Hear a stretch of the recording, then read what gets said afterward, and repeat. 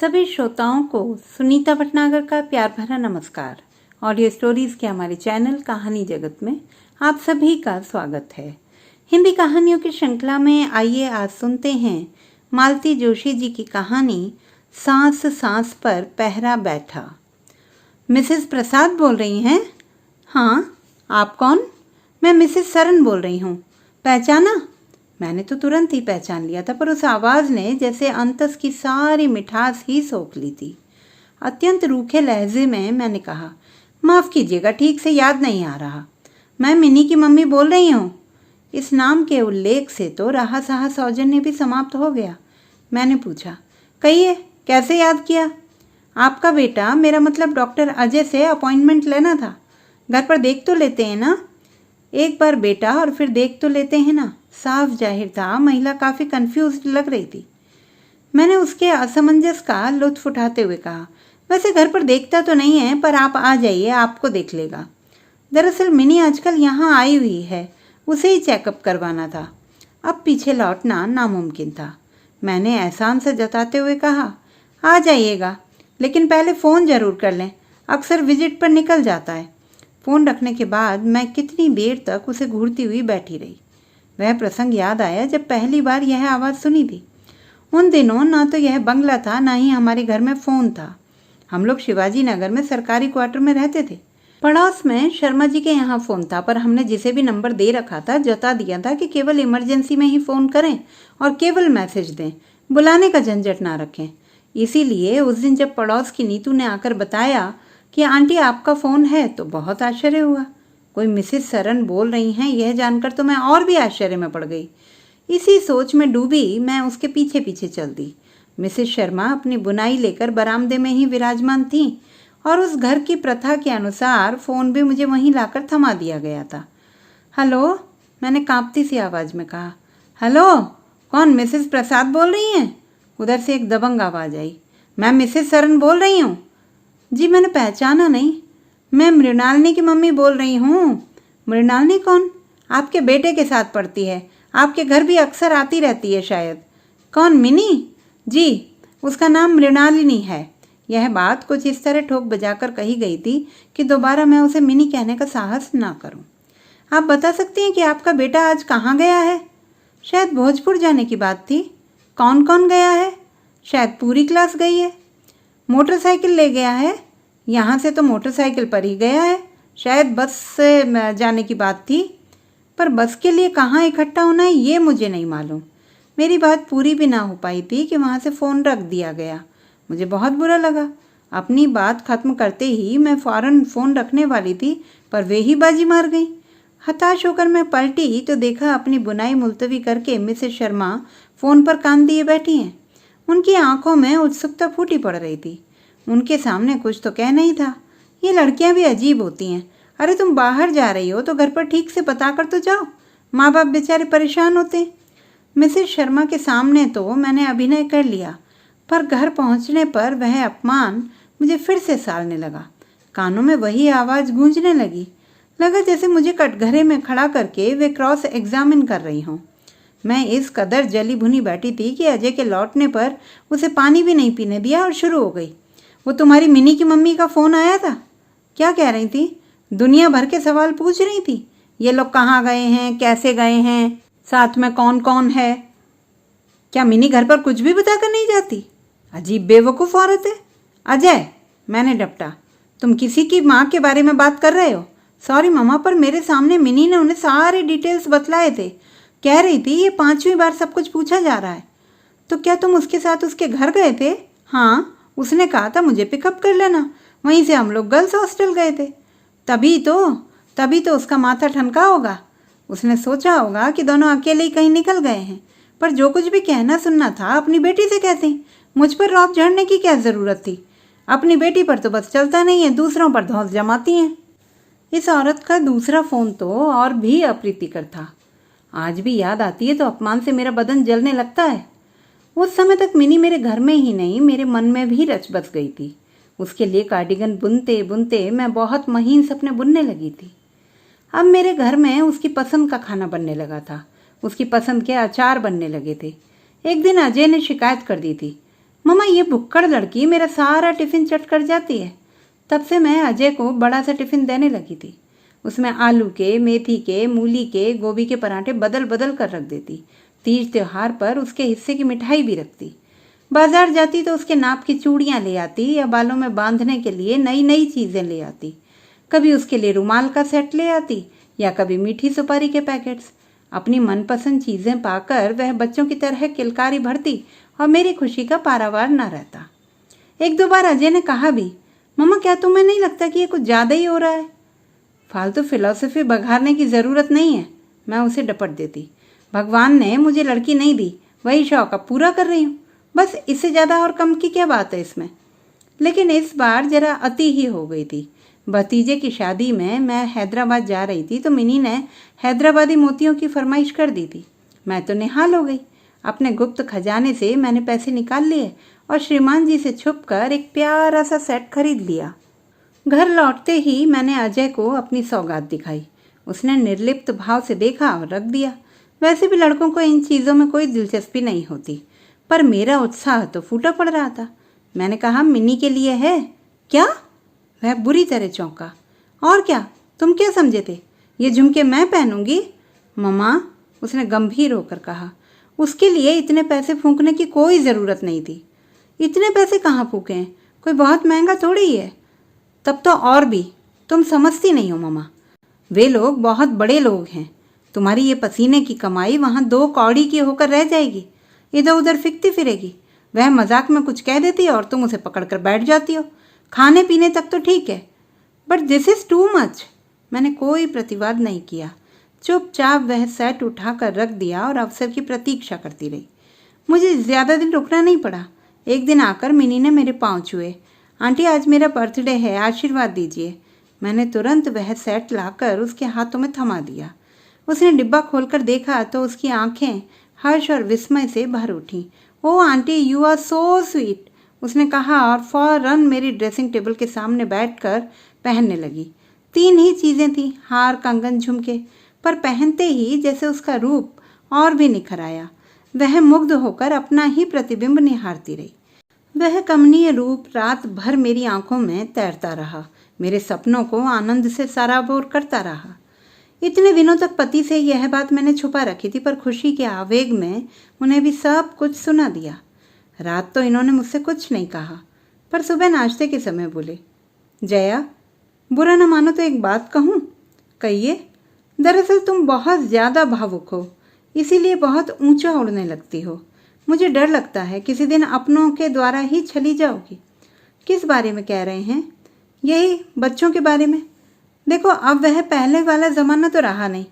लड़के लड़कियां आजकल निसंकोच एक दूसरे से मिलते हैं, बातें करते हैं, एक दूसरे के घर जाते हैं। मेडिकल स्टूडेंट्स तो कुछ ज़्यादा ही फ्री हो जाते हैं। तो कहना यही है कि बहुत सारे सपने मत देखा करो, पछताओगी। मैंने बहस नहीं की, इच्छा ही नहीं हुई। ऐसी बातों पर कोई बहस करे भी तो क्या? हाँ, बाप बेटे दोनों मुझे सिखाने चले। मैं बच्ची हूँ जैसे। मेडिकल स्टूडेंट्स हुए तो क्या दुनिया से निराले हो गए? अरे माँ हूँ मैं, मुझे कोई धोखा नहीं दे सकता। इस बात को 5 घंटे भी नहीं बीते होंगे कि मेरा सम्मन आ गया। पड़ोस की नीतू बुरा सा मुंह बनाकर आई और बोली, आंटी, कोई मिसेस सरन आपसे बात करना चाहती हैं। फ़ोन पर उसी रूखी दबंग आवाज़ से सामना हुआ। मिसेस प्रसाद बोल रही हैं? जी। वह मोतियों वाला सेट मिनी को आपने दिया था? जी। क्या सोच कर दिया था? उनकी आवाज़ ऐसी थी कि मेरा खून ही जम गया। देखिए, हम जिस चीज़ से इतना महंगा प्रेजेंट नहीं लेते। जिस चीज़ से क्या मतलब हुआ? यह औरत जानबूझकर अनजान बन रही है या कुछ जानती ही नहीं? मुझे भी ताव आ गया। मैंने भी फिर नितांत व्यावहारिक लहजे में कहा, देखिए, पहली बात तो यह है कि वह सेट बहुत महंगा नहीं है। दूसरा यह है कि आपकी बेटी ने मुझसे मंगवाया था। अपनी बात समाप्त करने पर मैंने जोर से रिसीवर पटक दिया। याद ही नहीं रहा कि फ़ोन की मालकिन मेरे पीछे ही बैठी हुई मुझे अपलक ताक रही है। मिसेस सरन से निबट कर अब मिसेस शर्मा को झेलना था। गुस्से में तो मैं थी ही, उसी रोह में कह दिया, अजीब बेवकूफ़ लड़की है। सामान मंगाने से पहले घर पर पूछना तो चाहिए। मंगा लिया, पैसे देते जान निकल रही है। और देखिए मिसेस शर्मा, अब इस औरत का फ़ोन आए तो मुझे मत बुलाइएगा प्लीज़। मैं कहाँ तक इनकी बिटिया की चौकीदारी करती रहूँगी। उसके बाद फ़ोन तो नहीं आया। तीसरे दिन एक चपरासी मेरा पता ठिकाना पूछता हुआ आया। उसने एक लिफाफा मुझे पकड़ाया। देखा पूरे 1000 रुपये थे। मैंने भी 790 रुपये काट कर बची हुई राशि बिल के साथ उनके घर भेज दी। वे पैसे कितने ही दिनों तक मेरी दराज में पड़े रहे। मुझे हाथ लगाने की भी इच्छा नहीं हुई। लगा कि जैसे किसी ने मेरा स्नेह दान ही लौटा दिया हो। शर्म के मारे मैंने अजय से या उसके पापा से कभी इस बात का जिक्र भी नहीं किया। मिनी को शायद इन सब बातों की खबर ही नहीं थी। वह उसी तरह घर आती रही, मुझसे पनीर के पकौड़े और मूंग की कचौड़ी बनवाती रही। अजय की शिकायतों का पुलिंदा खोलती रही, पर मेरा मन रूठा ही रहा। फिर धीरे धीरे उसका आना कम होता गया। तब मुझे लगा कि मुझे उसकी कितनी आदत हो गई है। किसी किसी दिन तो मैं सड़क पर पलकें बिछाए ही बैठी रहती, और जब वह नहीं आती तो अपने को ही दोष देती। मेरा अपमान तो उसकी माँ ने किया है। वह बेचारी तो हमेशा मुझसे आदर और स्नेह से ही मिलती रही है। फिर उस पर नाराज होना मेरी बेवकूफ़ी ही थी। उन दिनों शायद अजय इंटर्नशिप कर रहा था, साथ ही पीजी की पढ़ाई भी जोरों से चल रही थी। पर इस बीच मिनी बिल्कुल अंतर्ध्यान हो गई थी। आखिर घबराकर मैंने एक दिन फिर पूछ ही लिया, क्या बात है, आजकल मिनी नहीं आती? शुक्र है कि नहीं आती। आती है तो इतनी धमा चौकड़ी मचाती है कि एक अक्षर पढ़ा नहीं जाता। उसको तो कोई फर्क नहीं पड़ता, पर मेरी पढ़ाई तो चौपट हो जाती है। तो क्या वह परीक्षा नहीं देगी? इंटर्नशिप ही कर ले तो बहुत है। क्यों, ऐसा क्यों? उसे ज़रूरत क्या है मम्मी? उसके ससुराल वाले इतने अमीर हैं कि एक डॉक्टर उसके लिए अलग से रख सकते हैं। तो क्या उसकी शादी हो रही है? हाँ, अगले महीने। मैंने अजय की ओर देखा। उसका चेहरा एकदम सीधा सपाट था। अज्जू, क्या सचमुच? मैं पूछना चाह रही थी कि अज्जू, क्या सचमुच तुम्हें बुरा नहीं लगा? तुम्हारा मन भी तुम्हारे स्वर की तरह निश्चिंत और शांत बना हुआ है। पर पूछ नहीं सकी। मेरी अपनी ही आवाज़ लड़खड़ा गई। चेहरा भी जाने कैसा तो हो गया। अजय अपनी कॉपी किताबें छोड़कर मेरे पास आ खड़ा हुआ। मेरी पीठ सहलाते हुए बोला, क्या बात है मम्मा, तुम्हारी तबीयत तो ठीक है ना? दरअसल तुम सोचती बहुत हो। अब जाकर लेट जाओ, मैं गोली दे रहा हूँ, खाकर सो जाओ। मुझे अपने ऊपर बहुत बहुत शर्म आई। लगा कि मेरा बेटा मुझसे ज़्यादा समझदार है। फिर मिनी की शादी का कार्ड भी आया। खुद मिस्टर एंड मिसेस सरन देने आए थे। बेटी ने ठेल ठाल कर भेजा होगा। इस बार मिसेस सरन का मूड काफ़ी अच्छा था। शायद अब उन्हें मुझसे या मेरे बेटे से कोई खतरा नहीं था, इसीलिए वे निश्चिंत हो गई थी। उन्होंने अजय की भूरी भूरी प्रशंसा की। हम लोगों से शादी में आने के लिए बार बार आग्रह किया। उनके निमंत्रण का मान रखने के लिए हमें शादी में जाना भी पड़ा। उस समारोह में वैभव के भव्य प्रदर्शन को देखकर मैं सहम गई। किस बूते पर मैं इस लड़की को बहू बनाने चली थी? मेरे घर में एक फ़ोन तक नहीं है। उसके बाद 2-3 साल मेरे लिए बहुत हताशा में बीते। अजय ने एमडी किया, उसके लिए डॉक्टर बहू भी आई। रिटायरमेंट के बाद हमने ये बंगला भी बनवाया। अब तो खैर गाड़ी भी है, पर कुछ है जो कसकता ही रहता है। रात खाना खाते हुए मैंने कहा, आज मिसेस सरन का फ़ोन आया था। कौन मिसेस सरन? अरे वही मिनी की मम्मी। तो ऐसा कहो ना, उन्हें मिसेस सरन के नाम से कौन जानता है? वे तो मिनी की मम्मी के नाम से ही मशहूर हैं। बेचारी mini and her formidable mummy.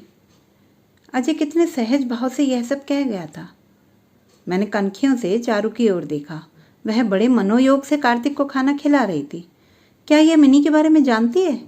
जानती है तो कितना? हाँ, तो ये मिसेस सरन क्या कह रही थी? अपॉइंटमेंट मांग रही थी। मिनी का चेकअप करवाना है। मैंने फिर एक बार चारू की ओर देखा। वह अपने काम में व्यस्त थी। तुमने क्या जवाब दिया मम्मा? क्या कहती? यही कहा कि आने से पहले फ़ोन कर लें। That's good. पर मिनी को यहाँ आने की क्या ज़रूरत पड़ गई?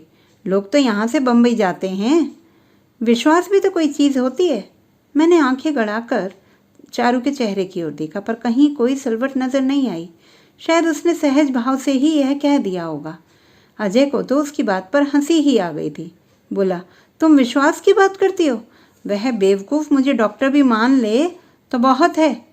अरे अमीरों का भी यह एक शगल होता है।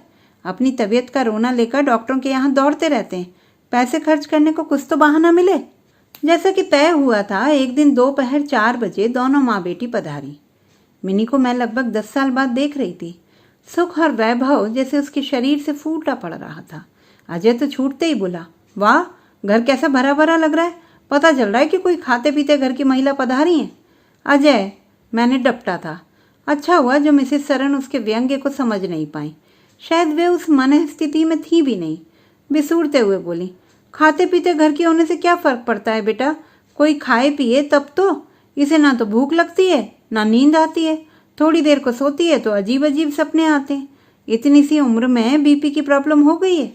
डॉक्टर कहते हैं कि जल्दी कंट्रोल नहीं हुआ तो हार्ट पे डैमेज हो सकता है। वहाँ से ऐसी ऐसी चिट्ठियाँ लिखती थी कि पढ़कर रोना आ जाता था, इसीलिए मैंने यहीं बुला लिया। इतने दिनों तक तो बच्चों के स्कूल का बहाना था, अब तो वे दोनों भी हॉस्टल चले गए हैं। मैंने कहा अब 2-4 महीने यहाँ रहो और लग कर इलाज कराओ, तो मैं ठीक करके ही भेजूंगी। 2-4 लोगों ने जब तुम्हारा जिक्र किया तो मैंने कहा अरे ये तो अपना अजय है। सच बेटा, इतनी सी उम्र में तुमने बहुत नाम कमा लिया है, बड़ी खुशी होती है। इतने लंबे चौड़े वक्तव्य के बाद वे सांस लेने को रुकी तो अजय ने कहा, अच्छा तो आंटी अब यह बताइए कि मैं डॉक्टर की तरह बात करूं या आपके अपने अजय की तरह? तुम तो अपने हो बेटा, अपनों की तरह ही बात करो ताकि पता तो चले कि बीमारी क्या है। बाकी लोग तो बस फीस वसूलते हैं और चल देते हैं। तो सबसे पहले इनसे कहिए कि 5-10 किलो वज़न कम करें, सारी प्रॉब्लम्स अपने आप ठीक हो जाएंगी। डॉक्टर होकर इतना भी नहीं जानते कि मोटापा 100 बीमारियों का आमंत्रण देता है। अजय, पहले उसे ठीक से देख तो लो। आते ही लेक्चर झाड़ना शुरू कर दिया। मैंने डॉक्टर माँ का हक अदा किया और भीतर चारू के पास चली गई। वह चाय की तैयारी में व्यस्त थी। मैं बाहर वैभव का प्रदर्शन देख कर आई थी। चाहा कि चारू भी ठीक ठाक होकर बाहर आए, पर ऐसा साफ साफ कहने का साहस ना हुआ।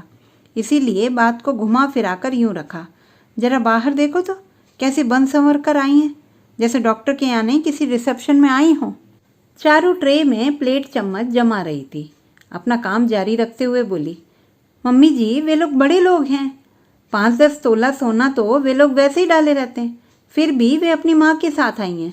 आप लोग तो अपनी बहू बेटियों को जहाँ भी ले जाती हैं गुड़िया की तरह सजा कर ही ले जाना चाहती हैं ना। उसने तो जैसे मेरा मुँह ही बंद कर दिया। चाय लेकर वह उन्हीं घरेलू कपड़ों में बाहर आई। मैंने परिचय करवाया तो उसने सिर पर दुपट्टा डालकर मिसेस सरन के पांव छू लिए। उन्होंने ठोड़ी छूकर उसे आशीर्वाद दिया और पर्स खोलकर 100 का एक करारा नोट भी दिया। ये क्या कर रही हैं? पहली बार बहू को देखा है तो क्या खाली हाथ देखूंगी? फिर उन्होंने एक नोट कार्तिक को भी पकड़ाया। मैंने कुछ नहीं कहा, समझ गई कि यह शगुन नहीं फीस का संकल्प है। कार्तिक मजे से मिनी की गोद में बैठा हुआ उसके लॉकेट से खेल रहा था। उसे चूमते हुए मिनी बोली, इन हजरत की तो हमें याद ही नहीं रही, नहीं तो कोई अच्छी सी टॉफ़ी ले आते। कोई बात नहीं, अगली बार ले आइएगा, चारू ने शहद घुले स्वर में कहा। लेकिन अगली बार पेशेंट बनकर नहीं, खाने पर आइएगा। आज तो जल्दी में कुछ बना ही नहीं पाई। माय गुडनेस, यह तो मेरे लिए खाने के बराबर ही हो गया। मिनी ने पनीर का पकौड़ा उठाते हुए कहा, और सबकी सब मेरी फेवरेट चीज़ें हैं, मम्मी जी ने बता दिया था। हाय आंटी, आपको अब तक याद है? So sweet of you, mini ने किलक कर कहा था। वह फिर से वही पहले वाली मिनी बन गई थी। उस समय अजय कंसल्टिंग रूम से निकल कर आया। मेज़ पर प्लेटों का हुजूम देखकर बोला, ये क्या कर रहे हो तुम लोग? वह लड़की मेरे यहाँ इलाज करवाने आई है, तुम तो उल्टा उसे बीमार करके भेजोगी। नो कमेंट्स मिस्टर, ये मम्मी जी का इलाका है, यहाँ आपकी दादागिरी नहीं चलेगी। चारू की इस बात पर सब लोग खुलकर हंस दिए। वातावरण हल्का हो गया था। मिसेस सरन बोली, ये आज 2-4 चीज़ें चाव से खा रही है तो मुझे बड़ा अच्छा लग रहा है। मैं तो यह सीन देखने को तरस गई थी। आंटी जी, मैंने आपसे पहले भी कहा था, अब फिर से कह रहा हूँ, इसे कोई बीमारी नहीं है, खाली समय इसे खाए जा रहा है। पति टूर पर रहते हैं, बच्चे हॉस्टल में, तो इसके पास अब वक्त ही वक्त है। बैठे बैठे सोचती रहती है और कुड़ती रहती है। इसे चाहिए कि इस वक्त का कुछ सदुपयोग करे। तो क्या करूं? घर में कुछ करने को हो तब ना।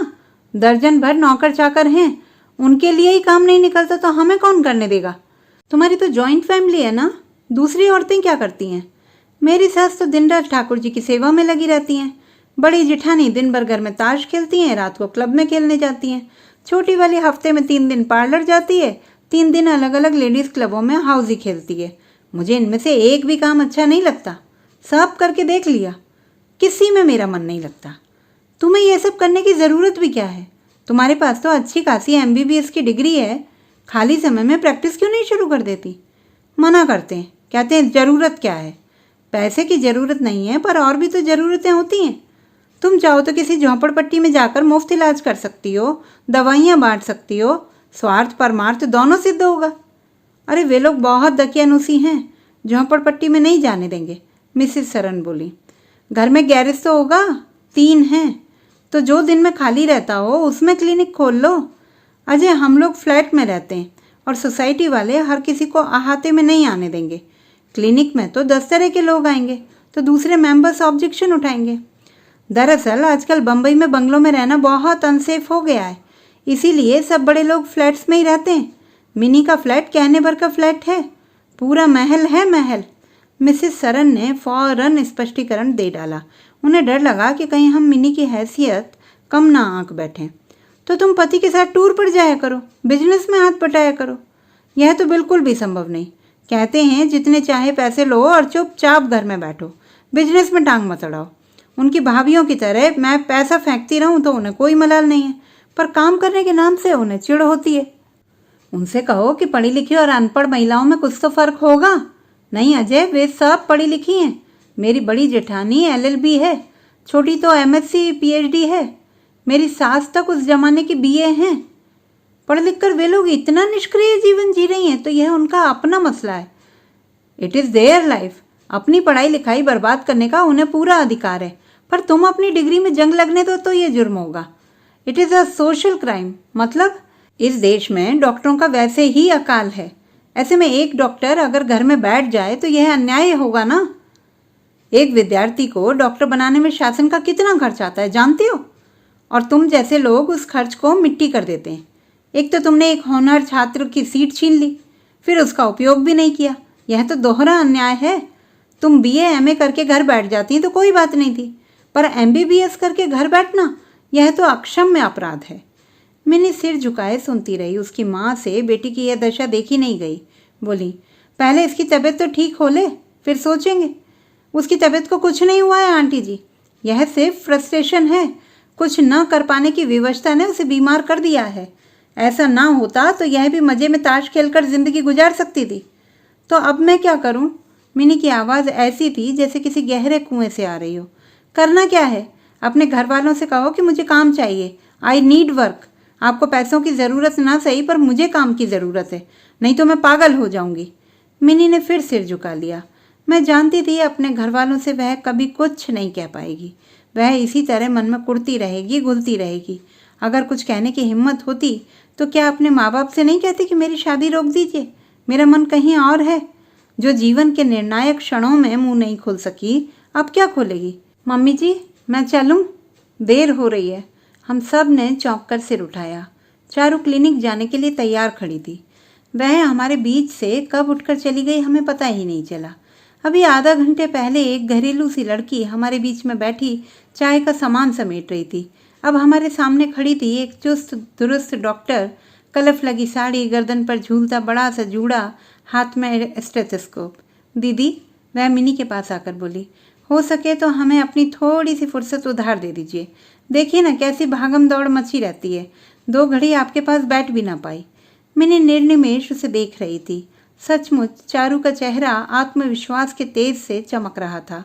उसके सामने मिनी कितनी फीकी और असहाय लग रही थी। पहली बार मुझे अपनी बहू पर प्यार आया। लगा इन लोगों की नज़र ना लग जाए कहीं। तो दोस्तों, ये थी हमारी आज की कहानी। आपको कैसी लगी कमेंट बॉक्स में लिखना ना भूलें। चैनल को सब्सक्राइब करें, लाइक करें और मित्रों के साथ शेयर करें।